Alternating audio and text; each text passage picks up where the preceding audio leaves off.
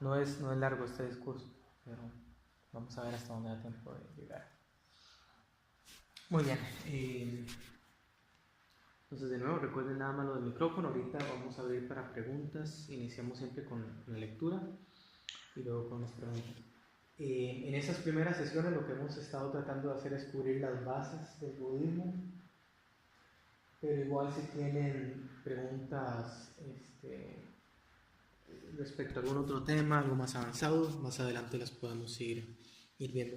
Hay un micrófono de alguien que está abierto y por ahí suena bastante. Le agradecería si lo puede poner en silencio por ahora. Cuando hagamos las preguntas ya se puede abrir.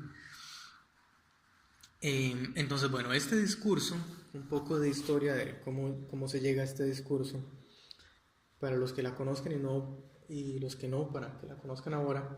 El Buda sale de palacio a los 29 años, se dedica a estudiar con varios maestros. Dos de ellos son maestros individuales. Luego de ellos se une a un grupo de ascetas, son cinco ascetas. Un asceta es una persona que se dedica a meditar, vida de renuncia. Nosotros ahora les llamamos bhikkhus o monjes, pero estos ascetas todavía los encontramos en India. Hay varias sectas que siguen los Vedas principalmente. Entonces él se une a este grupo de ascetas y ellos lo que practican es una corriente muy fuerte que lo que propone es que el despertar lo vamos a encontrar justo a la hora de la muerte, como en el filo de la muerte, por ahí anda. Entonces se basan en lo que es privación del cuerpo, privación de los sentidos, restricciones alimenticias y demás. Ahorita en el texto de hecho se menciona un poco de eso y para que tenga sentido vamos a verlo. El Buda se les une a ellos por un periodo de tiempo, son como 2 años aproximadamente, hasta que un buen día está a punto de la muerte. Si en algún momento ven estatuas del Buda en las cuales él está muy muy flaco, cadavérico, se ven los huesos, el estómago está tocando la espina dorsal, la columna vertebral, se refieren a ese periodo de su vida, de su entrenamiento.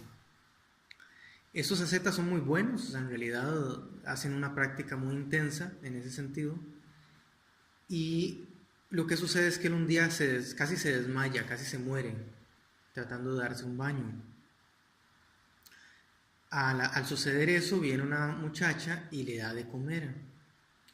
Y entonces es cuando él dice, esto no tiene sentido. Ya viví lo que es una vida en palacio, con lujos, con placeres, no funcionó. Y ahora estoy viviendo una vida completamente opuesta y tampoco está funcionando. Entonces él decide comer lo que le ofrecen.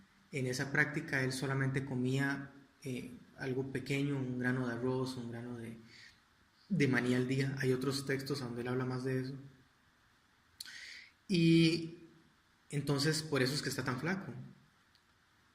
Cuando toma este alimento, porque dice, tengo que recuperar el cuerpo, toma este alimento y estos otros ascetas, los acompañantes, lo ven y lo que dicen es, ya se vendió, ya lo perdimos, ¿verdad? Ya no está haciendo realmente una práctica, sino que de ahí está viviendo una vida de lujos y lo que está comiendo es arroz con miel, es como un tipo de budín bastante rico, de hecho. Bueno, entonces el Buda toma ese alimento, se sienta a meditar bajo un árbol, que ahora el famoso árbol Bodhi, que todavía hay un hijo de ese árbol en India, y medita cerca de 40 días hasta que llega al despertar. Después de esto, cuando él alcanza ese conocimiento, ese despertar, en realidad su primer pensamiento es que es demasiado profundo. Si bien es cierto, encontró esa información, él se cuestiona si será posible enseñarla. Y decide en realidad no hacerlo. Decide quedarse ahí meditando el resto de sus días y se rinde ante la posibilidad de poder enseñar. Y lo que sucede es que un Brahman, que son seres, se les llaman Brahma, sin N al final, a seres que viven en otros planos de existencia, son muy bellos, son sabios por lo general, ¿verdad? Tienen ciertas cualidades que ellos se creen algo así como lo que nosotros hoy en día llamamos dioses. Uno de estos, Brahma, se da cuenta de que el Buda despertó y eso es un hecho muy importante. Estos Brahmas viven por mucho tiempo, tanto así que llegan a haber varios Budas que surgen en la existencia y entonces ya más o menos saben de qué se está tratando. Cuando este Brahma, Sahampati, creo que se llama Sahampati, siempre digo mal el nombre. Cuando se da cuenta de eso, entonces viene a la tierra donde está el Buda y le dice que enseñe. El Buda le dice que no, ¿verdad? Que es muy difícil. Y lo que le dice este Brahma es, por aquellos que tienen un poco de polvo en sus ojos, refiriéndose a que si bien es cierto, hay gente que no lo va a entender, que están muy lejos, hay gente que está muy cerca, solo les falta un poco de quitarse de polvo de los ojos, y ellos, por compasión, enseñen. Entonces el Buda dice, bueno, pues está bien, tiene toda la razón, lo convence. Y entonces el Buda lo que hace es que se queda diciendo, bueno, ¿quiénes serán estas personas que tienen poco polvo en los ojos? Algunas veces, no todos, pero algunas veces cuando se hace meditación se desarrolla lo que llamamos el ojo divino, que es el ojo de la sabiduría. No me gusta el término de la sabiduría, pero con este ojo se ve más allá. Se utiliza el término ojo porque es una analogía a los ojos que tenemos. Con estos ojos vemos colores, vemos formas, vemos lo que está ahí. Ese otro sirve para ver más allá de lo que está al frente, se utiliza para leer mentes, o lo que llamamos leer mentes, ver lo que se llama el pasado, el futuro. Y entonces el Buda utiliza esa capacidad que él sí tiene, no todos los despiertos lo tienen, pero él sí porque por algo es el Buda. Utiliza ese ojo, el ojo divino también le llaman, y empieza a ver y a buscar y a ver mentes, tratando de encontrar quién podrá estar así cerca. Y pues se encuentra que casualmente los acompañantes que tenía, esos 5 ascetas, están bastante cerca. Entonces toma la decisión de ir a enseñarles a ellos de primero. Se levanta de ese lugar y se va a enseñarles a donde están ellos, que es aquí en el Parque de los Venados, en el texto inclusive está. Se levanta y camina por mucho tiempo porque está lejos hasta llegar a acá. Todo eso es para entonces poner la premisa de eso es este discurso. Va donde ellos y eso es una gran cualidad que tiene un Buda y algunos despiertos. La importancia de saber eso es también entender el concepto de un Buda. Es realmente una persona muy inteligente por un lado, que ha tomado mucho tiempo en desarrollar destrezas, en comprender el Dhamma, en aprender muchas cosas. Entonces lo manejan muy bien. Tienen estas capacidades y con el ojo, que en muchas historias que uno ve, muchos discursos del Buda, él utiliza eso. Un buen maestro sabe cómo explicarle a los alumnos las cosas. A distintos alumnos les va a explicar de distinta manera. Entonces, él ve que estas personas están cerca del despertar y sabe qué explicarles. Por algo les dio este discurso. No va a llegar a hablarles de otros conceptos, sino que les habla de esto. En realidad no todos despiertan, solamente uno de los acompañantes despierta, pero otros alcanzan niveles bastante buenos en el camino, que los podemos explicar ahora. Y de esta misma manera uno ve como este discurso no lo repite tan frecuentemente. En algunas ocasiones lo habrá repetido a otras personas. Luego esto se vuelve la base de toda la enseñanza budista. Pero de esa misma manera lo vemos en otros lugares, con otras personas, enseñándoles de otra manera y obteniendo el mismo resultado. El resultado es que las personas despiertan. Hay otras ocasiones en las que no. Hay otras ocasiones en las que alcanzan estos niveles que mencionaba hace un momento. Pero es como lo bonito que tiene este discurso y entender esta parte. Entonces, bueno, se llama el discurso de la puesta en movimiento de la rueda del Dhamma. Otra parte tal vez referente a eso, que es relacionado con el concepto de Buda. El Dhamma es una realidad que existe, tanto como la física, como la matemática, son realidades, hay algo que sucede, o sea, que existe.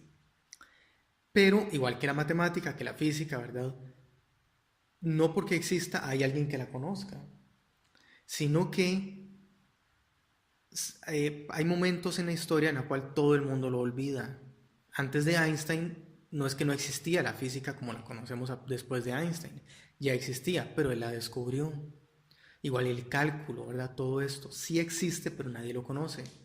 Entonces, para la época en la que el Buda estudió, el Dhamma había sido olvidado, la enseñanza había sido olvidada.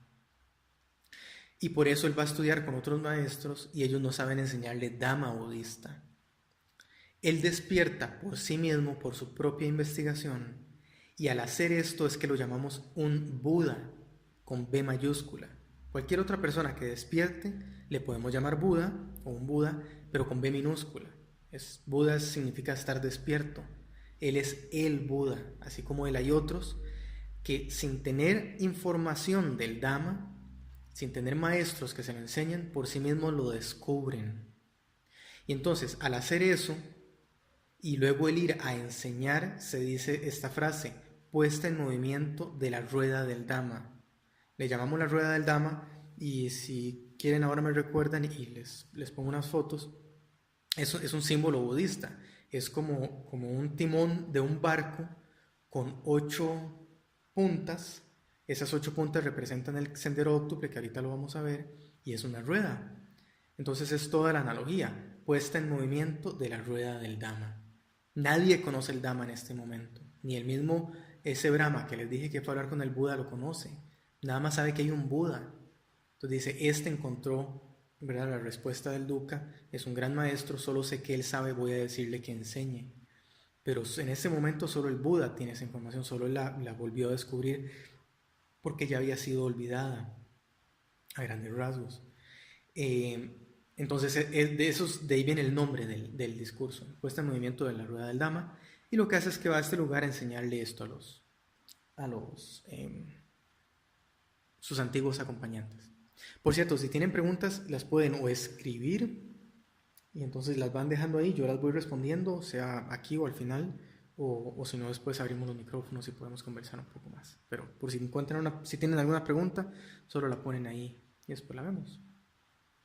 Bien, entonces dice, esto es lo que he oído, esa es una fórmula de muchísimos suttas, se refiere a que es tradición oral y que puede ser que alguien más esté narrando esta historia. Entonces dice, esto es lo que he oído. En una ocasión el Sublime, hoy en el Buda, estaba residiendo cerca de Benares, en Isipatana, en el Parque de los Venados. Allí el Sublime se dirigió al grupo de los 5 monjes. Entonces, bueno, ahí es donde estaban ellos y él fue a visitarlos. Estos dos extremos, o monjes, no deberían ser seguidos por un renunciante. Un renunciante lo que también conocemos hoy en día como un bhikkhu, como un monje. Eso es un término más correcto. Renunciante es mejor que monje. Sí que monje. ¿Cuáles son estos dos? Complacencia en los placeres sensuales, eso es bajo, vulgar, ordinario, innoble y sin beneficio. Y adicción a la mortificación, eso es doloroso, innoble, sin beneficio.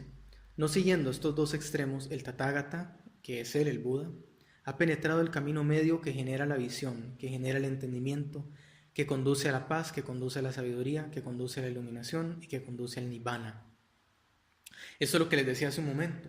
Él ya conoció esos dos lados. Él conoció lo que era vivir en palacio lleno de placeres y lo que era mortificar el cuerpo. Y lo que dice es, ninguno de estos dos funciona. ¿Cuál, oh monjes, es el camino medio que el Tathagata ha penetrado, que genera la visión, que genera el entendimiento, que conduce a la paz, que conduce a la sabiduría, que conduce a la iluminación y al Nibbana? Simplemente este óctuple noble sendero, es decir, recto entendimiento, recto pensamiento, recto lenguaje, recta acción, recta vida, recto esfuerzo, recta atención y recta concentración.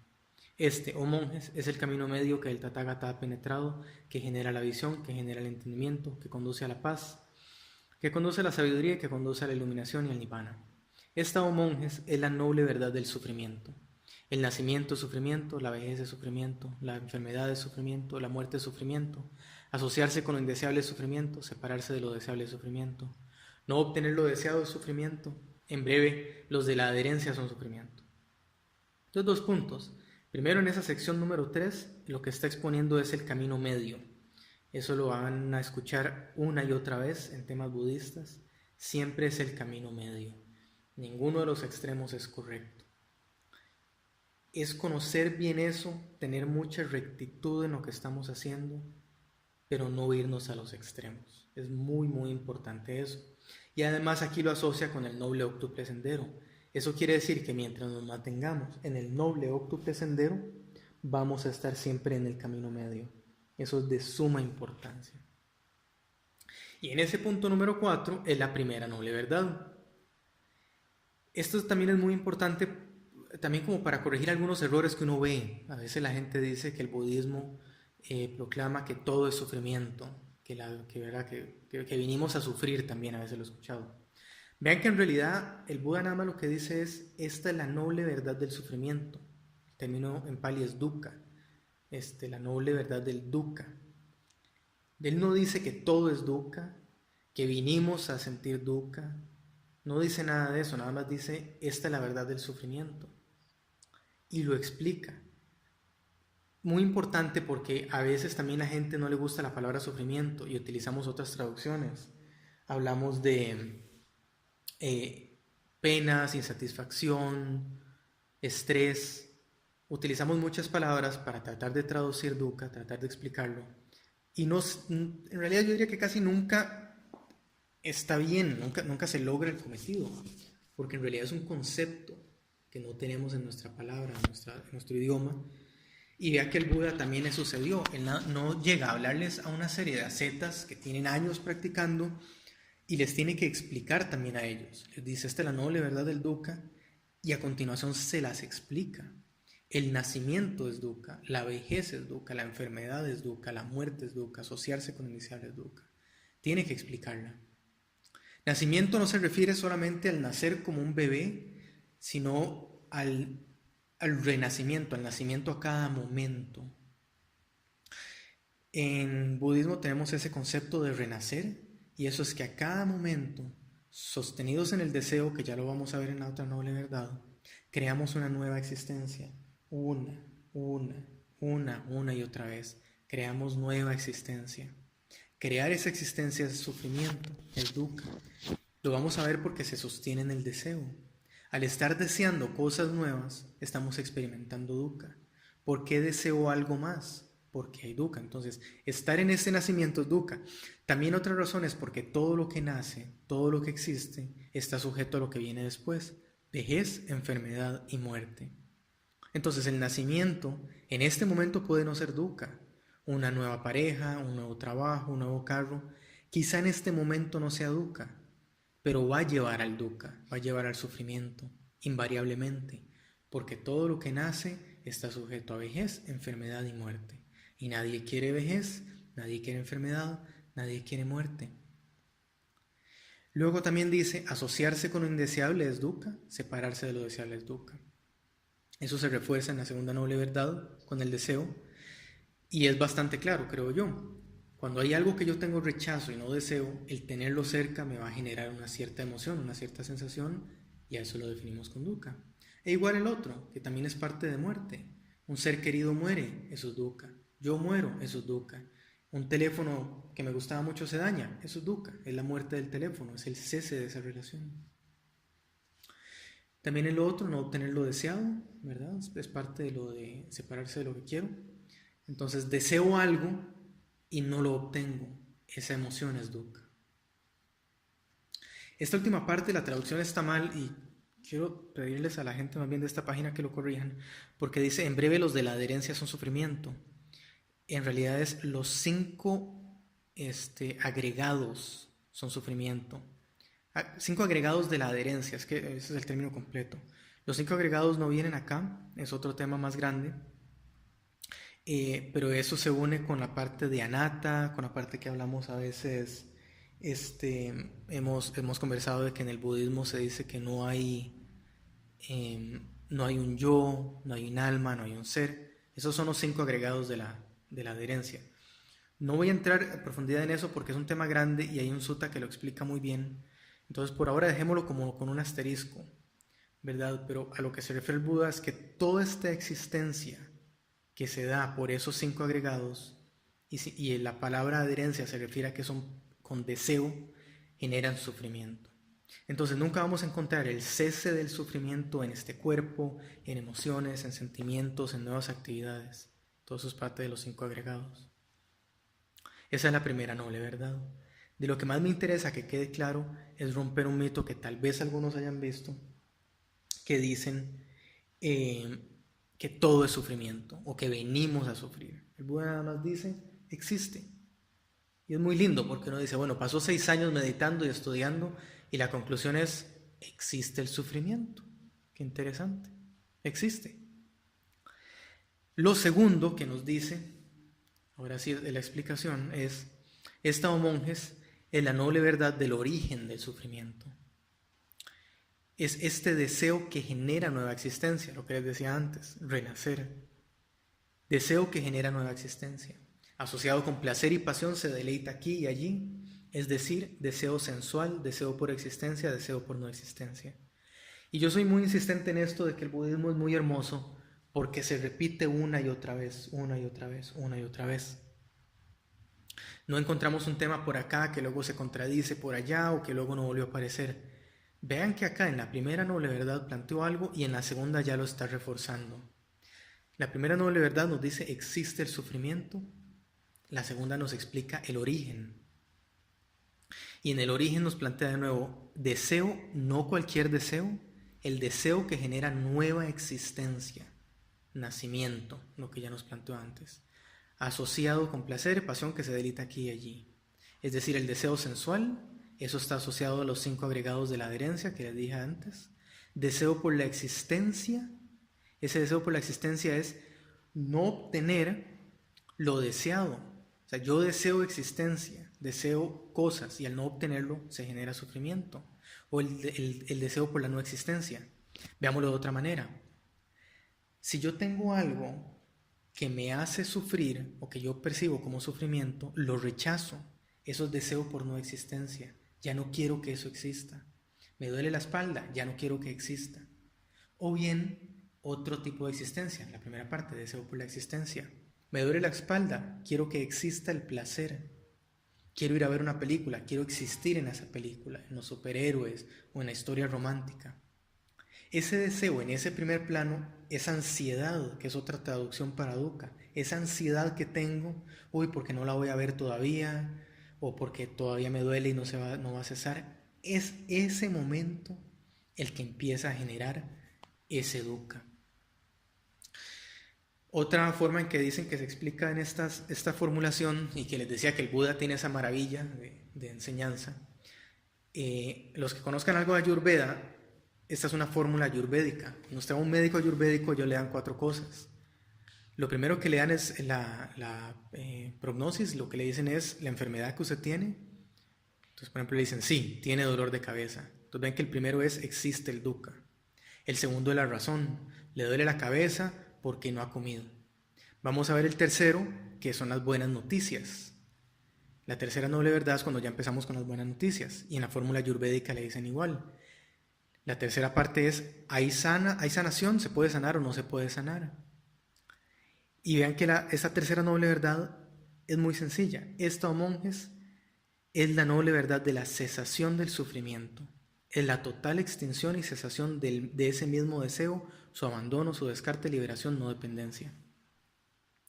Entonces, empezamos con malas noticias, existe el sufrimiento, este es el origen, y luego vienen las buenas noticias. La primera parte es solo informativo, nos dicen qué pasa. La segunda parte, que son la tercera y cuarta, ya nos dan algo que hacer.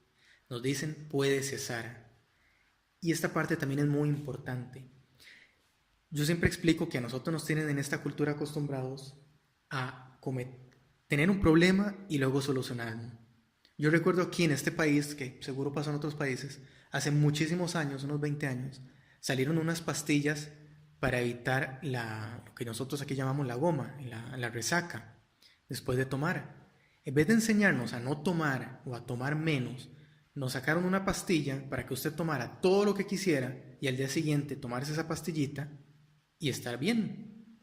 Así nos enseñan a vivir. Tome estas otras para que usted vaya y coma todo lo que quiera, pásela mal, luego esta pastilla le arregla el dolor de estómago, dolores de cabeza, todo. Nos enseñan a cometer un problema, crear un problema y luego a disque resolverlo o apagarlo. El Buda nos dice otra cosa. Vea que dice, la noble verdad de la cesación del sufrimiento es la total extinción y cesación del deseo su abandono, su descarte, liberación y no dependencia. No nos dice, vea, vaya, tenga deseo por esto y luego haga esta meditación o haga este ritual y se acaba el sufrimiento. Tenga sufrimiento por un ratito.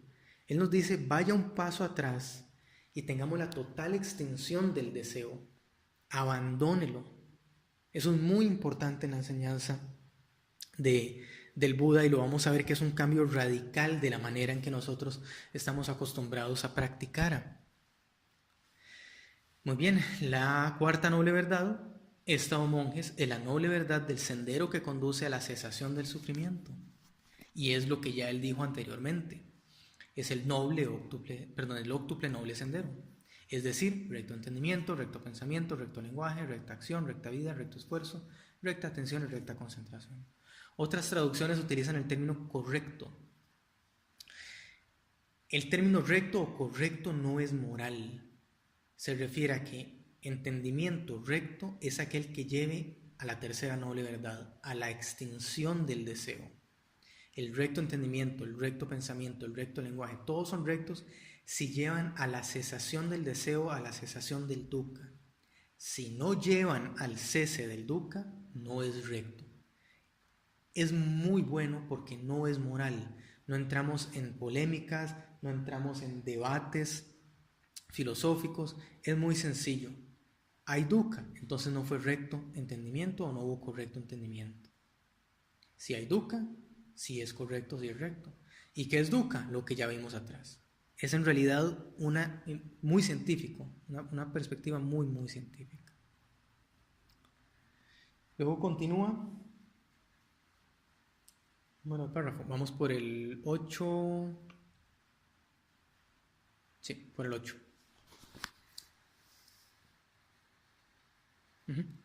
Esta es la noble verdad del sufrimiento. Así, oh monjes, con relación a cosas desconocidas por mí anteriormente, surgió la visión, surgió el entendimiento, surgió la sabiduría, surgió la penetración y surgió la luz. Lo que les decía antes, esto no existía. El Dhamma no estaba descubierto. Sí existía, no estaba descubierto. Por eso dice, con relación a cosas desconocidas por mí anteriormente y por sus maestros. Nadie se lo había enseñado. Aquí no está esa parte y algún día podemos leer ese sutta. Pero los maestros a él le decían, usted ya despertó, usted está despierto, usted ya sabe todo. Y él decía, no, mentira, eso no es así, no puede ser. La razón que dio para eso es, esto que yo estoy percibiendo ahora o este estado que alcancé es transitorio, no es permanente. Aquí cuando él despertó, ya llegó a ser permanente. Entonces dice, surgió la visión. Por eso no me gusta el término iluminación, porque iluminar suena a que alguien nos está dando la información. Es una mala traducción que se dio a principios de los años 900 y se popularizó. Despertar es mejor, y él utilizó la palabra Buddha, despierto, yo desperté, surgió la visión, surgió el entendimiento, surgió la sabiduría. Viene desde adentro. Esta noble verdad del sufrimiento debe ser completamente comprendida. Así, oh monjes, con relación a las cosas desconocidas por mí anteriormente, surgió la visión, surgió el entendimiento, surgió la sabiduría. Este es un aspecto que tienen cada una de las nobles verdades, cada una de las 4. Son 3 aspectos internos. Vea cómo los está describiendo. Surgió con relación, entonces siempre el primero es como algo que hay que hacer, el último es algo que se ha hecho y que se abandonó completamente. Ven que esta segunda es, así, oh monjes, con relación, esta noble verdad del sufrimiento debe ser completamente comprendida. Y si leen el libro de Ajahn Sumedho, ahí está muchísimo más desglosado esto, cómo se estudia. En el párrafo 10 dice, esta noble verdad del sufrimiento ha sido comprendida. ¿Por qué se llaman nobles? Porque yo se las estoy diciendo hasta ahorita, alguien me las dijo a mí. Pero tiene que suceder estas 3 cosas, tiene que suceder estas 3 cosas en cada uno de nosotros, para que se cumpla la primera noble verdad, o para que se entienda. Noble significa que viene de adentro. En parte, tiene otros significados. Entonces él dice, es la noble verdad del sufrimiento. Esa es la primera parte, se plantea. Luego lo que hay que hacer debe ser comprendida. Y luego dice, ha sido comprendida por mí. No me la iluminaron, no me la dijeron, yo lo entendí. Ayer hablábamos en la clase de, por ejemplo, la diferencia entre mentir porque un libro me lo dice, pero no mentir porque un libro me lo dice, y no mentir porque yo entiendo que no hay que mentir. Eso se refiere, ha sido completamente comprendida. Es una actitud desde adentro. Yo entendí esa parte. Y luego sigue repitiendo esa fórmula para las otras. Párrafo 11 dice, la noble verdad del origen del sufrimiento. Entonces, de nuevo, la primera parte es el planteamiento. La segunda dice, esta noble verdad del origen del sufrimiento debe ser erradicada. Entonces, vemos que la primera noble verdad, lo que dice que hay que hacer es que debe ser comprendida. La segunda, el origen del sufrimiento debe ser erradicado. Y la tercera parte de esa noble verdad es, ha sido erradicada. Ha sido erradicado el origen del sufrimiento. Entonces vemos como lo desglosa así siempre en tres, son los tres componentes de cada uno. La tercera noble verdad, de nuevo, el primero es plantearlo, la noble verdad de la sensación del sufrimiento. Luego, lo que hay que hacer debe ser realizada, ¿verdad? En este caso, la traducción es medio ambigua. Realizada debe ser hecha. Hecho el cesar el sufrimiento, ¿se acuerdan lo que les decía antes? Que él no propone seguir sufriendo y luego sanando el sufrimiento, sino abandonarlo de plano. Entonces tiene que ser realizado ese cese completo del sufrimiento. Y la tercera parte, de nuevo, es que la cesación del sufrimiento ha sido realizada. Y siempre mantiene la misma formulita, así o monjes, con relación con cosas desconocidas por mí anteriormente. Recuerden que como es tradición oral, se utilizan fórmulas para poder recordar las cosas. Y la cuarta noble verdad dice, la noble verdad del sendero que conduce a la cesación del sufrimiento. Lo que hay que hacer con él es, la noble verdad del sendero que conduce a la sensación del sufrimiento debe ser desarrollado. Y la tercera parte es, ha sido desarrollado. A veces cuando se le dice sendero suena como que es algo que hay que recorrer y uno puede jugar con el concepto. Vea que aquí utiliza la palabra desarrollar el sendero. Lo interesante del sendero, del camino óctuple, es que en realidad no son pasos lineales. No tengo que hacer el primero para necesariamente hacer el segundo, sino que puedo ir jugando con ellos. A veces sí dicen que el primero es definitivamente el primero, porque es el correcto ver. Y correcto ver se refiere a entender, al menos superficialmente, lo que es el dukkha y entender el origen del dukkha. Entonces, si yo no entiendo eso bien, luego los demás pasos que puedo ir dando pueden estar errados. Yo cuento la historia de una alumna que me contaba que ella en una época de su vida tuvo mucho dinero y se dedicó a ayudar a su familia, pero les ayudaba con dinero, pensando que así les iba a ayudar en su felicidad. El tiempo pasó, el dinero se acabó, nadie salió de su sufrimiento y cuando se acabó el dinero, la familia perdió interés en ella porque ya no era una fuente económica. Entonces aquí hay un incorrecto ver. Si ella hubiera tenido correcto ver, en vez de darles dinero, que en realidad es muy bueno porque les daba para educación y otras cosas, les ayudaba con casa y demás, pero pensando que eso iba a resolver el sufrimiento. Quizá otra forma de ayudarles hubiera sido enseñarles el Dhamma o enseñarles un camino para que ellos abandonaran el sufrimiento del plano, y no seguir sufriendo más adelante cuando sigan sin tener bienes económicos u otras cosas. Entonces por ahí viene el tema. El Buda siempre refuerza eso en su enseñanza. Él no se va por otros lados enseñando tal vez cómo estar mejor con la familia o cómo estar mejor en el trabajo. Él siempre dice, vamos directo a la raíz y cortemos con todo. Eso es correcto ver. Entonces, fuera del correcto ver, el resto del sendero uno puede jugar con él y no es tan lineal. También si uno lo desarrolla, uno ve como todo se desarrolla en conjunto. Si uno medita, automáticamente empieza a abandonar el incorrecto hablar, empieza a buscar una mejor forma de vida, todo se empieza a unir. Entonces, por un lado es lineal, pero por otro lado, lo que uno haga le ayuda para todo el resto del sendero. Es muy hermoso. Muy bien, decía que debe ser desarrollada. Párrafo 19. Esta noble verdad del sendero que conduce a la cesación ha sido desarrollada. Párrafo 20. Mientras, oh monjes, el entendimiento y la visión con respecto a estas 4 nobles verdades, de acuerdo con la realidad bajo sus 3 modos y 12 aspectos, no fue totalmente puro en mí, no admití al mundo con sus divinidades maras y brahmas, a la humanidad con sus ascéticos brahmanes y hombres, que había realizado correctamente por mí mismo la incomparable iluminación. Entonces, de nuevo, aquí él nos refuerza esos 3 modos y 12 aspectos, porque son 4 nobles verdades, cada uno se divide en 3, 3 por 4, 12. De ahí salen esos 12 aspectos que hay que desarrollar. Cuando habla de la palabra puro, se refiere a que realmente comprende todo, lo ha desarrollado. En otros suttas vamos a ver, por ejemplo, el correcto ver, el correcto samadhi, que él habla de impurezas y purezas. Lo de puro se refiere a que a veces hay duda, a veces todavía hay un poco de errores. Por ejemplo, con el incorrecto ver, yo puedo entender que el origen del dukkha es el deseo, pero todavía yo puedo tener algo de deseo. Entonces eso es un correcto ver impuro. Correcto ver puro es cuando yo no tengo deseo. A eso se refiere el término puro. Luego dice entonces admitía al mundo con sus divinidades, maras y brahmas. Eso se refiere, las divinidades se refiere a seres que habitan en planos de placer. Nosotros podemos estar ahí si desarrollamos ciertas cualidades, si hacemos buenos actos.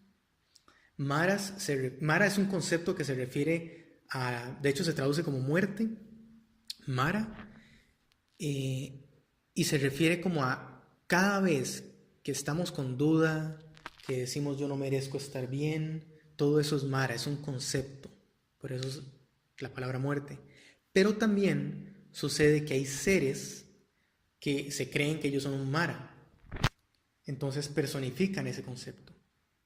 Usualmente es como uno importante, como decir yo lo comparo con el payaso de la clase, que eso casi todo el mundo se puede relacionar. Siempre hay alguien que es como el más payaso de la clase, el que adopta esa postura, y hay otros menos graciosos, pero entonces hay varios. Mara es igual, y Brahmas es lo que hoy muchas veces se traduce como dioses. Lo que les decía, es un tipo de divinidad, pero son muy inteligentes, muy hermosos, usualmente los siguen otras personas.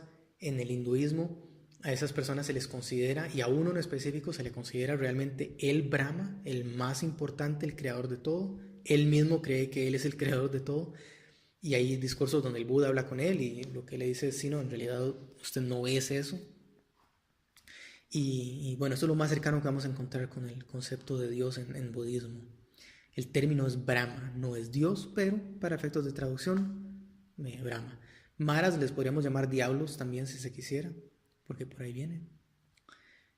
Ascéticos son los que les decía, como los acompañantes, fuera de la tradición budista, cualquiera que salga a hacer este tipo de prácticas similares, los yogis y demás, son ascéticos.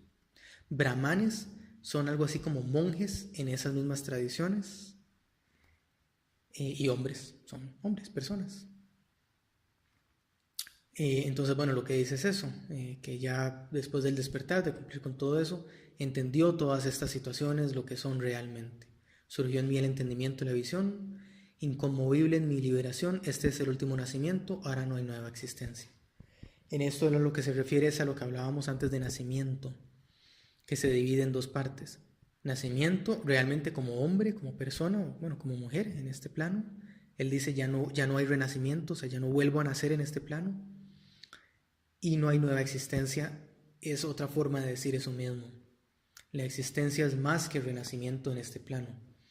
Existencia puede ser en los otros planos, como les decía ahora, como maras, divinidades, brahmas, todas esas son existencias. Él lo que dice es hasta aquí llegó, ya no hay más. Inconmovible en la liberación también se refiere a que no hay vuelta atrás. Esto dijo el sublime. Y vean qué lindo esta parte, esto sucede en muchísimos suttas. Los 5 monjes se regocijaron de las palabras del sublime. En casi todos dice, 1000 personas se regocijaron, quedaron contentos, tantos despertaron. Y hay un sutta del Majjhima Nikaya, creo que es el primer sutta, donde al final dice, y a nadie le gustó lo que dijo. Es muy lindo, es muy honesto, es como un sutta que les dijo las verdades y no les gustó. Entonces ahí le ponen, y a nadie le gustó lo que dijo. Es el 1 o el 2, estoy casi seguro. Cuando esta exposición se estaba impartiendo, surgió en el venerable Kondaña, que es uno de los acompañantes o antiguos acompañantes de él, la pura e inmaculada visión del Dhamma. Todo aquello que está a surgir está sujeto a un cesar. Vean que el Buda no enseñó eso. Eso es anicca, eso es la impermanencia.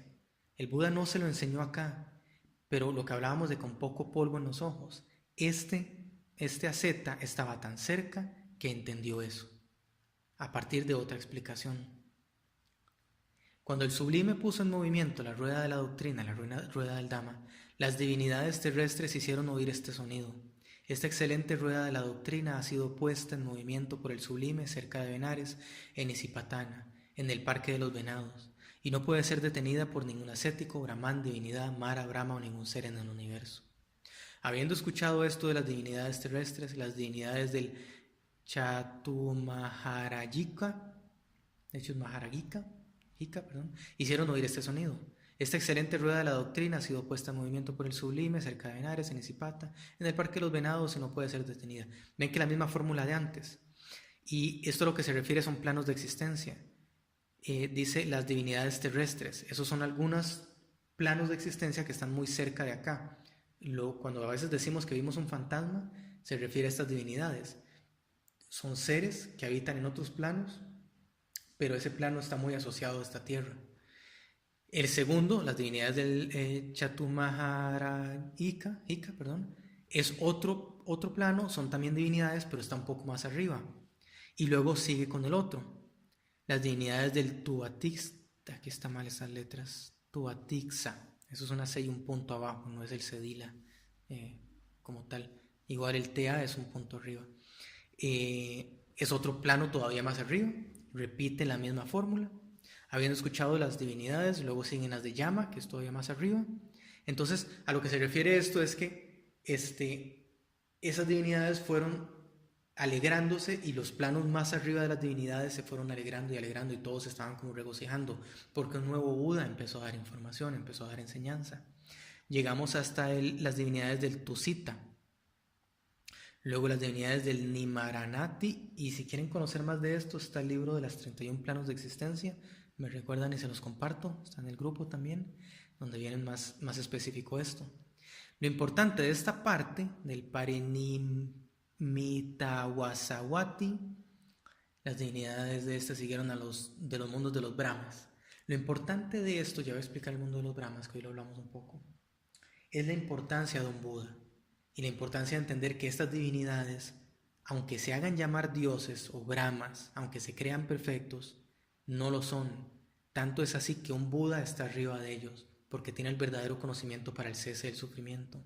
Aunque esas divinidades habiten en planos de existencia de mucho placer, que vivan muchísimo tiempo, que no tengan necesidades, algunos de esos planos, las casas son en el cielo y otras cosas de ese tipo, aún ellos están sujetos al sufrimiento. Este último, en el párrafo 32, el mundo de los brahmas, son los 4 planos más altos.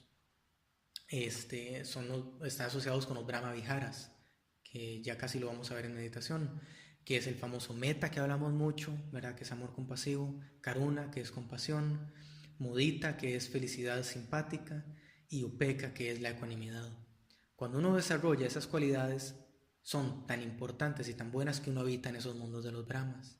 O también cuando uno alcanza ciertos niveles de despertar, que son 4, no los vamos a ver aquí, lo que se llaman los que no regresan, uno habita en esos planos. Son realmente planos de muchísimo placer. Por eso estos seres dicen, yo tengo que ser un dios, ¿verdad? Yo lo comparo siempre como con artistas de ahora, que les damos tanta importancia. Uno los ve llenos de dinero, con tanta gente que los sigue, y ellos mismos se creen dioses. Una vez en una entrevista, si alguien conoce a Gene Simmons, que es el bajista de Kiss, él dijo, ¿qué quieren que haga uno? Si uno anda caminando y todo el mundo le dice, usted es el dios del trueno. Y decía, yo llegué a creerme que yo era verdaderamente un dios y que yo estaba encima de todo el mundo. Entonces sucede lo mismo en estos planos con estos seres. Y de nuevo, la importancia de estos párrafos es que aún ellos sufren y aún ellos ven la importancia de un Buda que enseñe. Después el sublime pronunció esta expresión de alegría: amigos, Kondaña realmente ha comprendido. Amigos, Kondaña realmente ha comprendido. Y el venerable Kondaña fue llamado Anasi Kondaña. Ese fue el de los que estaban ahí presentes, el que despertó. Los demás no tanto, pero él despertó. Y otra parte importante, vean que el Buda les dice amigos. Eso es bonito, entre monjes uno se llama amigos. Y hay una regla que él dejó que también les dijo, trátense así.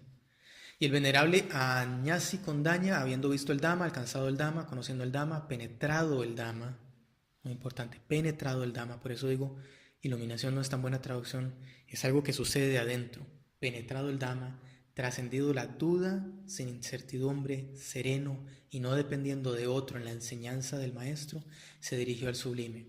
Venerable Señor, yo deseo recibir la ordenación en la presencia del sublime, deseo recibir la alta ordenación. Y el Buda responde, venga monje, dijo el sublime, bien expuesta está la doctrina, practique la vida noble para completamente poner fin al sufrimiento, y esta simplemente fue la ordenación del venerable. A veces hay párrafos que están muy cargados de información, voy a explicar esto un poco rápido. Lo primero es que aquí se creó la orden monástica en realidad. Primer discurso oficial del Buda y la primera persona que dijo, yo lo voy a seguir. Eso es tradicional.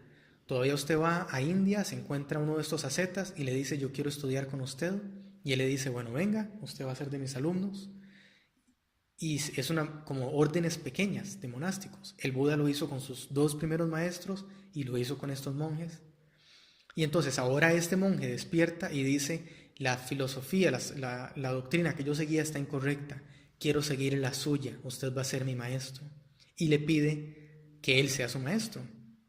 Otra parte importante de acá es que así de sencillo, el Buda nada más le dice, venga monje, y ya, él es monje. Ahora, y les he comentado a algunos que eso es lo que voy a hacer yo en algún futuro cercano, yo tengo que pasar 5 años de entrenamiento antes de ser monje. Él fue en un momento, pero claro, ya es un ser despierto, yo no me puedo comparar con eso.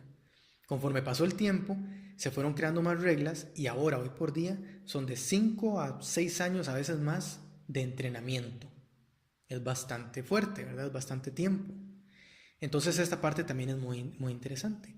Y él le dice, practique la vida noble para completamente poner fin al sufrimiento. Y esa simplemente fue la ordenación del venerable. Hay otros casos en los que el Buda también es así, nada más venga monje y ya están ordenados, ya son monjes completamente. Aun cuando ya él crea reglas más estrictas para ordenar, a veces esa es la ordenación que hace. Por eso les decía, él es el Buda, él es el maestro.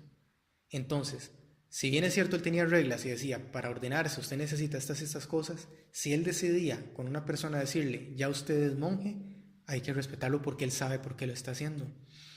Al punto que una vez ordenó a un asesino en serie. Ahí lo buscaban y de todo, llegó la policía, usted tiene aquí a Angulimala, se llamaba. Y el Buda les dice, tranquilos, yo lo tengo, confíen en mí, él ya no es de riesgo y él es un monje. Y lo dejan. La misma policía dice, bueno, está bien, si usted se hace cargo, ahí está. Y era un asesino en serie que inclusive intentó matar al Buda. Muy bien, esa es la explicación relativamente breve de este sutta. Hay muchísimo más que se puede hablar. Debemos ver luego el noble octuple sendero. Por ahí yo tengo una charla que hicimos al respecto, entonces puedo compartirla para que mejor utilizamos esa y seguimos luego en otros pasos o seguimos profundizando en otros temas. Esa es la explicación, como les decía. Si tienen preguntas, tenemos todavía algún tiempo para esa parte. Si quieren las escriben o si quieren abren el micrófono y las hacen por medio del micrófono.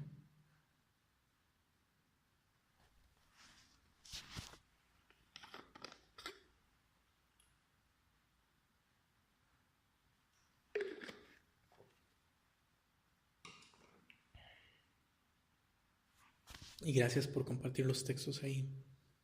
Muy útil. El libro, preguntó Verónica, el que mencioné son las 4 nobles verdades de Ayan Sumedo. Está en el grupo, en los 2 grupos de budismo, y ahora lo puedo compartir acá también el enlace. ¿Cómo se deja de desear? Esa es la cuarta noble verdad. Vamos a leerlo de nuevo.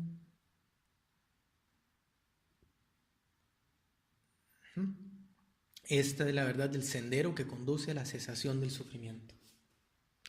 Y es este óctuple noble sendero. Recorriendo, desarrollando el noble óctuple sendero, así se abandona el deseo. Esa es la respuesta corta.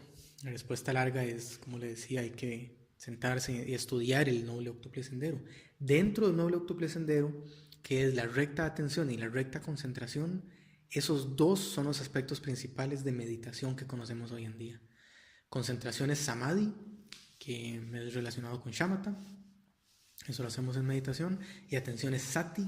Ayer vimos en la charla de satipatthana, de ahí viene, recta atención es sati. Entonces, por eso es tan importante meditar, porque además meditar nos ayuda a desarrollar mejor este sendero. Entonces, sí, ahorita le puedo dar la respuesta corta, que es esa, recorriendo, desarrollando el noble octuple sendero. Y la respuesta larga es, vamos viéndolo, vamos estudiándolo y vaya recorriéndolo. Glosarios, hay algunos y estoy trabajando en uno. Ahora si quieren les comparto el enlace. En la página de la asociación tengo un glosario. Es un poco todavía corto, no he tenido mucho tiempo de trabajarlo, pero hace poco compartieron un diccionario del Dhamma. Creo que ahí vienen más términos. Entonces voy a revisarlo y si es así, lo comparto aquí mismo y lo comparto en el grupo para que lo tengan, y voy a compartir el enlace de ese glosario. Parte de la razón por la cual no he puesto más términos es porque me gusta siempre trabajar en lo que la gente pregunta. Entonces, cuando lo comparta, todo lo que quieran, me dicen nuevos términos y yo los voy agregando.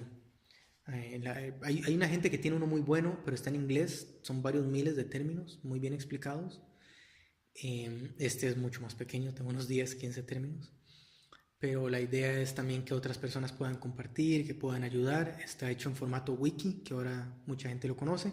Entonces cualquiera que quiera me pide acceso y pueden entrar y editar los términos y corregirlos y agregar cosas. También voy un poco lento porque me gusta agregar referencias al canon y otras cuestiones. Pero entonces los voy a compartir y me van diciendo más términos que quieran ir viendo. Si bajó los libros del grupo, ese fue un diccionario que compartieron hace poco, pero lo compartieron como enlace, no como dentro de los libros. Voy a revisar porque debería estar entre los libros de descarga. Pero sí, debería estar ahí para que esté más accesible. Es por Nandicena, Vicu Nandicena. Él es de Argentina y vive en México. Muy buen monje. Voy a leer el primer link, que sutta para digerir. Sí, hay mucho que digerir. Por eso les decía que algunas de estos párrafos, y es que este sutta es increíblemente importante. Entonces hay mucho que digerir, mucho que investigar. Y lo mejor es leer un poco, meditar, preguntar. Cuando el Buda murió, Patti, respecto a la escritura, cuando el Buda muere, paso más atrás, cuando el Buda enseña, él enseña en una localidad, principalmente enseña ahí, este parque, se llama Magadha, la tierra de los Magadha. Es muy, muy distinto a como conocemos ahora las naciones. Antes eran pueblos, comunidades, compartían ciertas cosas, entre ellos la lengua. El Magadha es una lengua parecida al sánscrito, parecida a otras que había varias, y el Buda se estima que principalmente enseñó en esa lengua, porque era la lengua del pueblo. Cuando él muere, a los 3 meses se hace un concilio budista y se reagrupan de nuevo las enseñanzas, ¿verdad? Los monjes, son como 500 monjes dicen, pero tienen que haber sido más. Se sientan y dicen, bueno, ¿qué enseñó el Buda? Y ahí se crean estas formulaciones. ¿Cómo enseñamos la puesta en marcha de la rueda? Bueno, enseñémoslo así. Todo eso se hace en esa lengua Magadhi, la lengua de los Magadhas. Pero luego sucede que se le llama a esa lengua Pali. Pali significa oración en la lengua Magadhi. Entonces hablamos de que la primera enseñanza del Buda se hace en Pali, se recopila en Pali. Es muy probable que el Buda haya enseñado el 99% del tiempo en esa lengua, porque el sánscrito era una lengua litúrgica. La gente no la hablaba, el pueblo no la hablaba. La hablaban los brahmanes, la gente de muy alto conocimiento, educados, y en esa época había mucho analfabetismo, muchísimo. Entonces se estima que él tiene que haber enseñado la mayor parte del tiempo en Pali. Conforme pasa el tiempo, surge lo que llamamos hoy en día la escuela Mahayana, y por alguna razón ellos deciden cambiar al sánscrito. Empiezan a hacer traducciones al sánscrito. Los suttas nuevos, como es el sutta del loto, el sutta del corazón, se escriben en sánscrito. Yo he preguntado hasta el cansancio a maestros, a alumnos, por todo lado, y nadie me ha dado una respuesta, nadie sabe por qué empezaron a pasar todo a sánscrito y a abandonar el Pali. Literalmente, si alguien sabe, si alguno de ustedes tiene maestros Mahayana, pregúntenle por favor, y si encuentran respuesta me la dan. Solo se sabe que así sucedió. Todo lo que es la escuela Mahayana se basa en el sánscrito y en lenguas locales. En Japón hablan en Zen, en Tibet hablan en tibetano, en China hablan en chino, perdón, Chan es la escuela. Y el Pali como que queda ahí guardado. Yo tengo amigos que han estudiado en Tibet y no tienen idea del Pali. Todo lo conocen en sánscrito o en tibetano. Japón, en Zen, igual. Conocen las versiones en japonés y en sánscrito y no tienen idea del Pali. La palabra Dhamma es en Pali. La palabra Dharma es en sánscrito. La palabra Kama es en Pali. La palabra Karma es en sánscrito. Entonces por ahí viene todo ese tema. De nuevo, el por qué no lo he encontrado y he preguntado, créanme que a muchísima gente que sabe bastante y la respuesta sigue estando en el aire, el por qué sucedió así.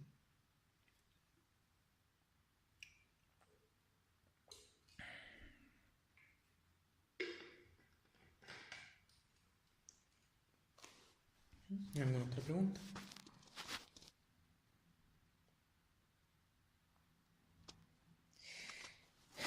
La versión romántica dice que el budismo es para todos, es el mismo.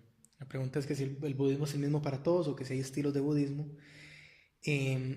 La versión romántica dice que es igual para todos, que las escuelas conservan las mismas bases, como son las 4 nobles verdades, las 3 marcas y demás, pero en realidad no es así. Cuando entramos en la práctica vemos bastante conflicto.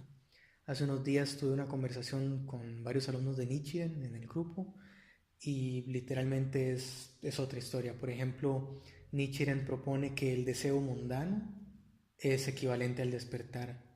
Aquí acabamos de leer en este discurso que eso no es así. El deseo que lleva a nueva existencia es dukkha, lo acabamos de ver. Y para ellos no, lo que dicen es que ya eso cambió, que eso está atrasado y que ahora es simplemente distinto. La escuela tántrica también propone otra serie de prácticas.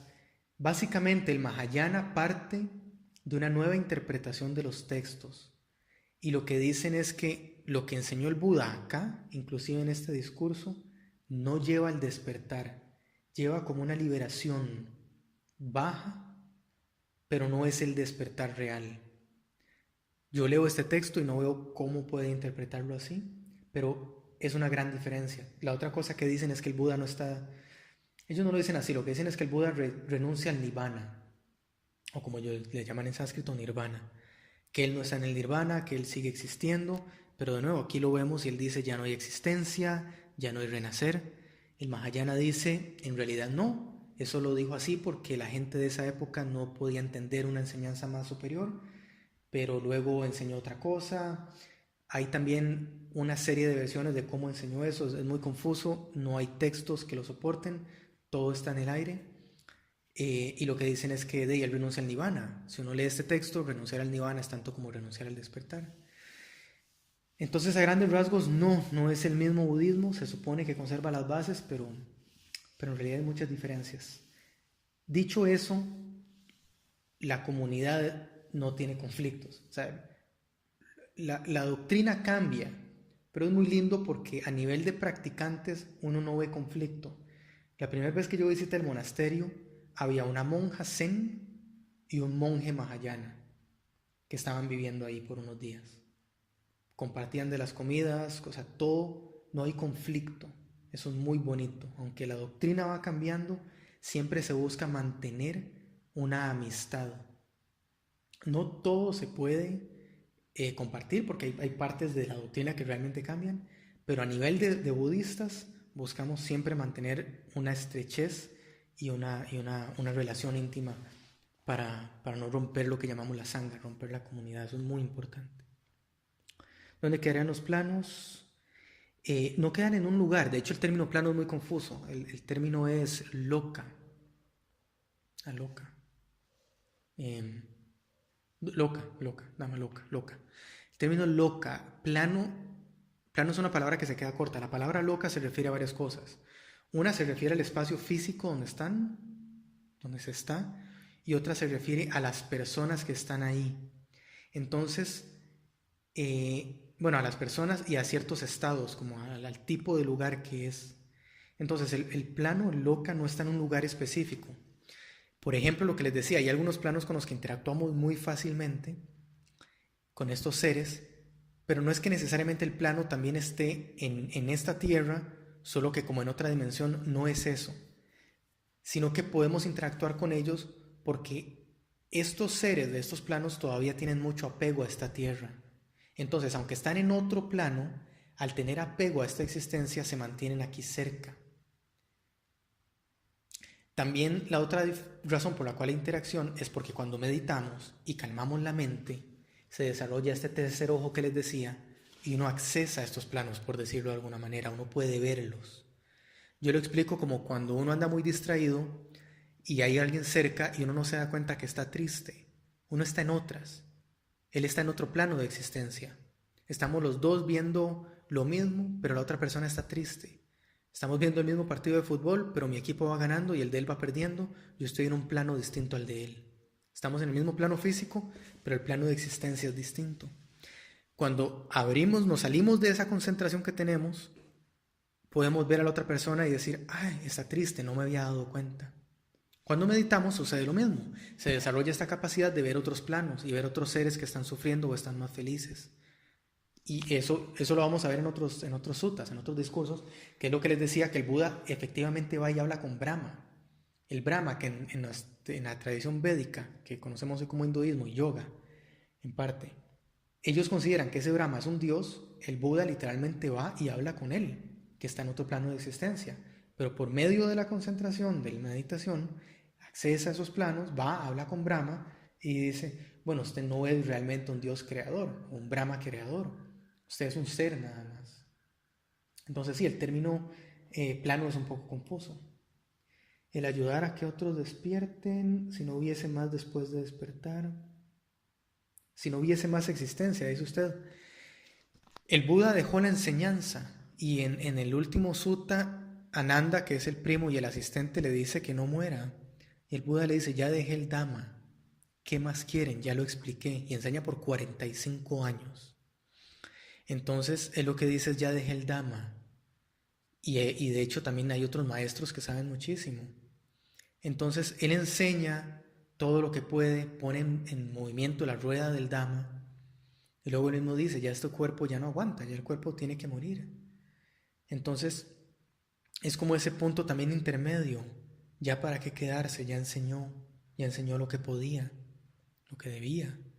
Quedan los alumnos, queda el Dhamma totalmente abierto. En ese mismo discurso él lo dice, yo no me he reservado nada, mi puño es abierto con toda la enseñanza, no es un puño cerrado donde me guardo nada para mí, todo lo he enseñado.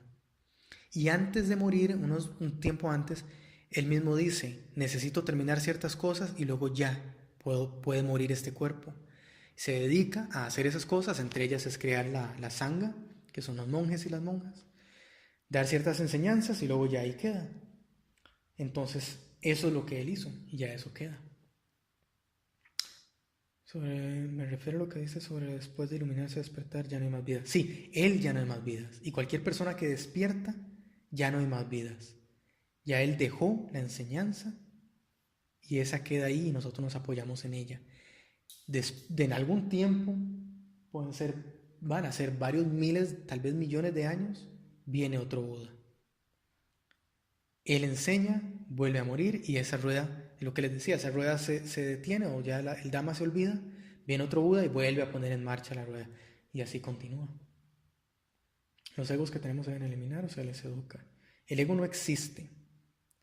La palabra ego se traduce como yo. Entonces, esa percepción del yo es lo que eliminamos. No podemos eliminar algo que no existe. Entonces, no podemos eliminar el ego ni el yo. Aquí él habla, les dije que un monje entendió lo que era anicca. Anicca está asociada con eso. La otra es anatta. Anatta es que no hay yo. Nata es en Pali lo que ellos llaman Atman.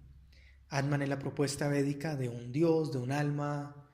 Es distinta a la que tenemos en cristianismo. Pero lo que dice es eso, anatta, no existe tal cosa. No lo eliminamos, sino que entendemos que eso no existe. Solo en este plano se puede aprender a despertar. Este es el mejor plano. Es quizá el mejor plano. El Buda habla mucho de eso. El tema es esto. Para poder despertar necesitamos tener la capacidad de hacer la práctica, y para hacer eso tenemos que poder tener cierto acceso al sufrimiento y cierto acceso al placer.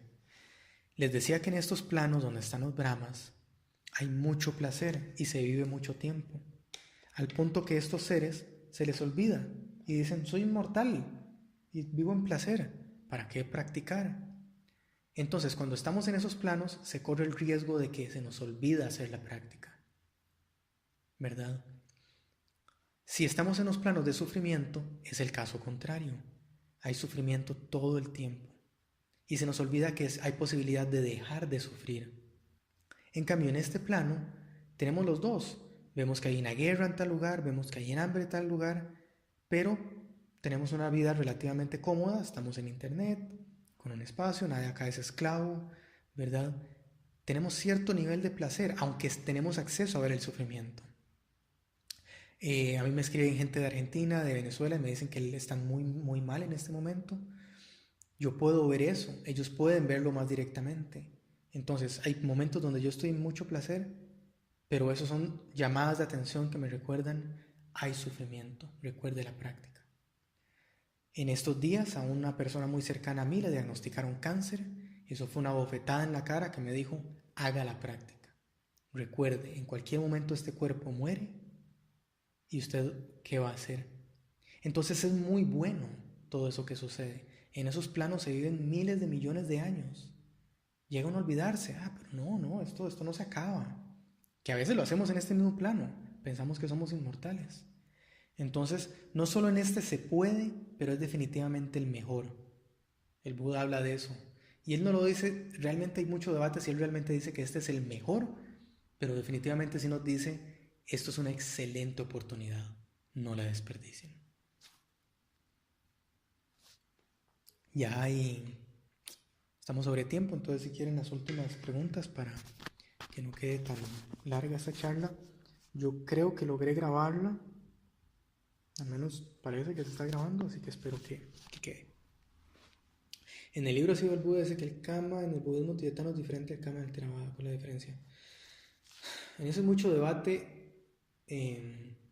porque también he tenido conversaciones en las que me dicen que no. La diferencia principal es que en budismo tibetano usted puede eliminar el Kama. Usted puede hacer actos que literalmente eliminen el Kama y además se lo puede enviar a otras personas. Hay gente que me ha dicho que eso es mentira, pero yo he visto prácticas, he visto escritos donde queda claro que sí es así. Y hay algunas escuelas mahayana que lo comparten también. Entonces, la diferencia principal es esa. ¿Se puede destruir el Kama? El Buda dice que no. El Kama no se destruye, solamente se combina Kama positivo con Kama negativo y da nuevos resultados, pero no se destruye, no se elimina. Yo no puedo librarme de mi Kama. Y el otro es eso, que se puede enviar a otras personas. Entonces uno ve prácticas de nosotros nos sentamos a meditar por un tercero. Esa es como la principal diferencia, pero en realidad hay, como le decía, también hay algunas otras escuelas mahayana que comparten un poco esa perspectiva. El pensamiento crea la realidad que vivimos, correcto. Interesantemente ese tema ha estado siendo recurrente. Escuché 2 charlas al respecto ayer y hoy, y lo que habla es del mundo. El Buda dice que Nosotros creamos el mundo con la percepción. Cuando yo dejo de tener esta percepción, el mundo deja de existir. En este momento para mí no existen satélites en el espacio, no existen otros planetas con vida, porque no tengo acceso a ello, no lo estoy percibiendo. En este momento yo creo mi realidad, creo el mundo. En este momento mi mundo es una charla con personas que están por varios lados de este continente. Mi mundo es el Dhamma. Ya mi mundo no es estar preocupado porque el domingo me van a obligar a ir a misa, que eso era mi mundo cuando era pequeño. Mi mundo no es una relación de pareja, esa no es mi realidad. Mi realidad es otra completamente. Entonces sí, el pensamiento basado en la percepción crean esta realidad y lo podemos detener en cualquier momento. Una charla de Ajahn Sundara, que es una de mis maestras principales, justo hoy decía eso: el mundo terminará cuando el dukkha termine, cuando cese el sufrimiento, cuando cese la percepción, cuando cese el deseo, que es lo que estábamos viendo ahora. Vamos a ver si hay tiempo de la última pregunta, si alguien más quiere preguntar algo.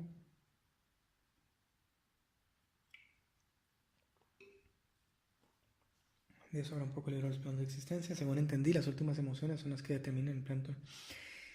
Sí, son varios factores. Toda la existencia se basa en actos anteriores y en el deseo actual. Yo lo explico con una receta de queque o con una casa. Yo puedo tener todos los ingredientes del queque. Eso es el kama, son mis actos anteriores. Pero si yo no deseo hacer un queque, un pastel, en algunos países le llaman pastel, torta, si yo no deseo hacer eso, el queque, la torta, el pastel nunca va a existir. Entonces yo puedo tener todo el kama necesario para ir a un plano de existencia de placer. Si yo no tengo deseo, no voy a habitar ahí. Si yo en el momento de morir, algún arrepentimiento me viene a la mente y me aferro a ese arrepentimiento, aunque yo tenga todas las condiciones para ir a un plano de existencia de placer, puedo ir a un plano de sufrimiento. O bien, si yo no tengo deseo de ir ahí y digo, quiero seguir en este plano, quiero seguir practicando, puedo hacerlo. Entonces, también, por mucho deseo que tenga de ir a un plano de placer, si no tengo el kama necesario para ir, no voy a habitar ahí. Yo puedo desear hacer un carro y lo que tengo son ingredientes para un pastel, un queque, no lo voy a hacer. Es una combinación, pero es muy importante el estado mental, muy, muy importante. Por eso venimos tanto a ese tema del sati, atención plena, momento a momento. Ayer lo estuvimos viendo en la charla de meditación. Por eso meditamos todo el tiempo, porque a cada momento creamos el siguiente momento. En este momento alguien puede venir y cortarme las piernas, que eso no me obliga a mí a que el siguiente momento sea de sufrimiento. Yo puedo estar en calma perfecta y decir, son solo piernas. Eso no me impide meditar, no me pide enseñar, no me pide estudiar el Dhamma. O alguien puede venir y darme un Ferrari, que mucha gente puede asociarlo con felicidad, y yo llegar a sufrir porque me lo van a robar, me lo van a rayar, no voy a poder pagar el seguro. Puedo sufrir o puedo estar bien a partir de cualquier situación. Entonces no nos vayamos solo al momento de la muerte. La importancia de a cada momento estar en un estado de sati, de meditación, de conciencia plena, de atención plena, es que creamos el siguiente momento. Un pensamiento en paz, correcto, crea una vida pacífica. El Sutta del Serrucho habla de eso. Y hay otro sutta que ahorita no recuerdo cuál es, yo soy muy malo para los nombres, pero creo que los de los Yataka, es el Buda estudiando en una vida previa paciencia. Y hay un rey que se enoja y lo llama, dice, vamos a probar a este monje, a ver si es cierto que tiene tanta paciencia. Y le corta las orejas. Y la respuesta de él es, en mis orejas no está la paciencia. Entonces le corta creo que los dedos y le dice, en mis dedos no está la paciencia. Y él lo va mutilando y siempre le responde, ahí no está la paciencia. No va a poder quitarme la paciencia porque ahí no está. Creo que terminan matándolo.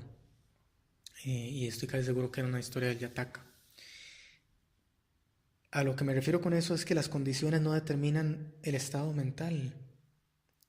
para nada. En este momento me pueden diagnosticar una enfermedad, me pueden asaltar.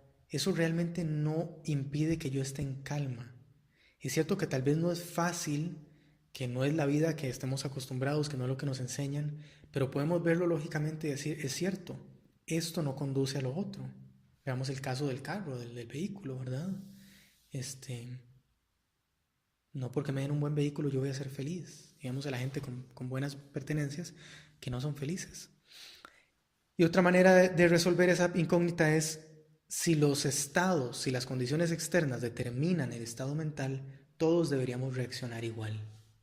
Si gana un equipo de fútbol, todos deberíamos de estar felices.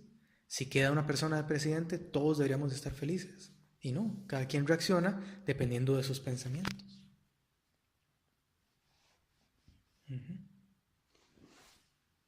Pero sí, como dices, piensas que está así como fluyendo y tal, y de repente llega algo que sacude fuerte. Lo del cáncer de mi conocido. Estoy con el tema de los temblores, con miedo estoy en ello, pero no es fácil. Son como recordatorios tal vez, pero también hace consciente bajarle rayitas al elevamiento fantasioso. Supongo que está en México, usted con los temblores. Aquí nos llegan, aquí acaba de pasar el huracán. Le pregunté a una amiga que está en el monasterio, ahí en Inglaterra, no sé si supieron que por primera vez un huracán por alguna razón llegó a Europa, alguna razón es calentamiento global. Y le estaba preguntando que cómo les fue. Dice que bien, que en realidad no pasó tanto, pero el día del huracán el sol se puso rojo, como por 3 horas, y que algunas personas se asustaron. Claro, debe ser un poco... Nosotros estamos un poco más acostumbrados a los huracanes y los temblores, pero tal vez un sol rojo nos va a mover un poco más el piso, pero no va a ser burla de los temblores. Y tiene toda la razón. Yo he pasado aquí también mis épocas de temblores fuertes. Nunca ha sido tan fuerte como en México, por muchísimo. Pero todo eso lo podemos tomar como una oportunidad para hacer la práctica. Ahora que estaba el huracán, hubo un día que estaba muy fuerte y yo estaba en un lugar que vamos a utilizar para retiros y la casa es de madera, no está realmente tan bien construida y el día fuerte del huracán todo sonaba. Y empezamos a hacer una práctica, mi amiga que estaba ahí y yo, y empezamos a meditar. Pasamos la noche casi entera meditando. Y era muy interesante cómo cuando yo lograba bajar la mente y concentrarla, inclusive el viento bajaba, el techo dejaba de sonar, todo se calmaba. Y unos momentos después tal vez me desconcentraba y volvía a escuchar todo el viento. Y volvía a hacer la práctica y volvía a calmar la mente y todo se calmaba. Y pasé así gran rato. Quizá no era el viento el que cesaba de sonar, pero al menos la mente se tranquilizaba y el viento dejaba de sonar tan fuerte. Entonces es muy, muy interesante. He notado que las oraciones fuertes es más fuerte si se hace en grupo. Eso se une con los temas, claro, de concentración mental. El budismo se sale de eso. El Buda le dice no se confunda tanto con eso, pero realmente sí es algo que sucede, claro. O sea, una oración es al final del día una concentración, es asociado a mantras. Lo hacen en los Vedas, lo hacen en algunas tradiciones Mahayana. Cuando todos estamos concentrados, esos efectos externos pueden suceder. El budismo acepta eso. Yo con la mente puedo botar una casa y demás. La corrección o la llamada que yo hago siempre es, nada más no nos confundamos. Eso no va a resolver el dukkha, que es lo mismo que vimos en este discurso. Son cosas que tenemos que hacer un cambio interno. Es un descubrir interno. Entonces, cuando hagamos estas prácticas, no nos perdamos y no pensamos, esto va a ser el cese del dukkha. Es muy interesante y yo siempre lo menciono mucho porque es muy fácil perdernos en eso. Hace un tiempo le estaba hablando a un alumno y él me dijo, gracias por avisarme, porque estábamos hablando de lo de ver vidas pasadas. Y yo le dije que sí, que en meditación se puede. Y le hice esta misma aclaración. Y él me dijo, gracias por avisarme, ya estaba todo feliz que iba a poder ir a meditar y ver mis vidas pasadas. Y es que es fácil distraernos, muy, muy fácil. No es del todo incorrecto, no es del todo una pérdida de tiempo si sabemos utilizarlo de forma hábil, y hábil se refiere a seguir el sendero, seguir hacia el cese del dukkha. Entonces no es del todo inhábil, pero hay que estar muy atentos porque es fácil distraerse. Con eso creo que ya podemos dejar la sesión de hoy. Llevamos bastante rato, pues ya podemos hablar bastante. Gracias en serio por participar. Si tienen más dudas, recuerden, pueden enviármelas por mensaje privado, por correo, hasta por teléfono, por WhatsApp si quieren. Y la otra semana seguimos con más sesiones de estudio que por dicha están pudiendo darse. Muchísimas gracias.